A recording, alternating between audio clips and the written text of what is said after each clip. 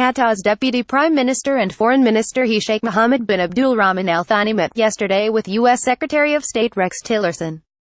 Discussions during the meeting dealt with bilateral relations and means of boosting them in various fields, in addition to the latest developments in the region, especially in Syria, Lebanon, and the repercussions of the humanitarian situation in Yemen and Myanmar. He briefed his U.S. counterpart on the latest developments of the Gulf crisis and Kuwaiti mediation efforts and expressed Qatar's commitment to pushing for dialogue to resolve the crisis as soon as possible. Sheikh Mohamed had also stressed the need to reduce the escalation in the region, in noting that the region would not bear more crises.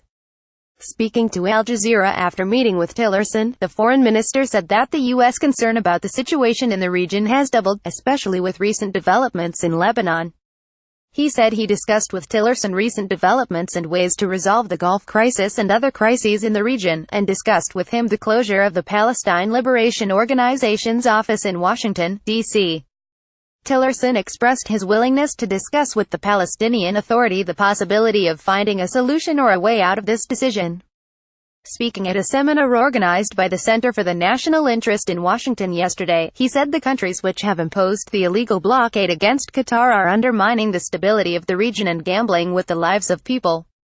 Some regional players are playing a dangerous game without a clear strategy, he said, stressing that the Middle East has become a center of unrest. He pointed out that there are countries willing to use various means to intimidate small countries. These countries are also ready for all means of intimidation by creating humanitarian crises, closing communication channels, influencing financial markets, intimidating citizens, intimidating leaders of other countries and spreading lies.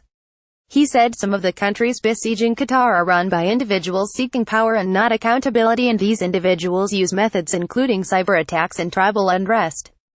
Those who seek power create crises and do not fight terrorism, he said, stressing that political maneuvers destroy regional security and create a vacuum in which extremists prosper. Sheikh Mohammed reiterated that his country was a leader in the fight against terrorism and has decided that the best way to peace is international cooperation and participation.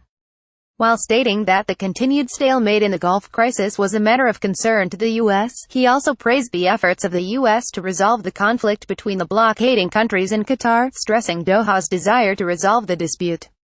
Referring to the crisis in Lebanon, he said that the resignation of Lebanese Prime Minister Saad Hariri, as it was done, was an interference in the affairs of Lebanon. On the Yemeni issue, he said Doha supports the legitimate government in Yemen, but that does not mean supporting the continuation of the war. He described the humanitarian situation there as tragic, calling on all parties to sit around a table for talks. On the relationship with Egypt, the foreign minister said Qatar is open to Egypt and considers it an important country, and it is in Qatar's interest to keep Egypt secure and stable. He stressed that Doha was not responsible for the tense relations with Cairo. With regard to Hamas, he said that Qatar did not support it, but it supported the residents of the Gaza Strip in a transparent manner.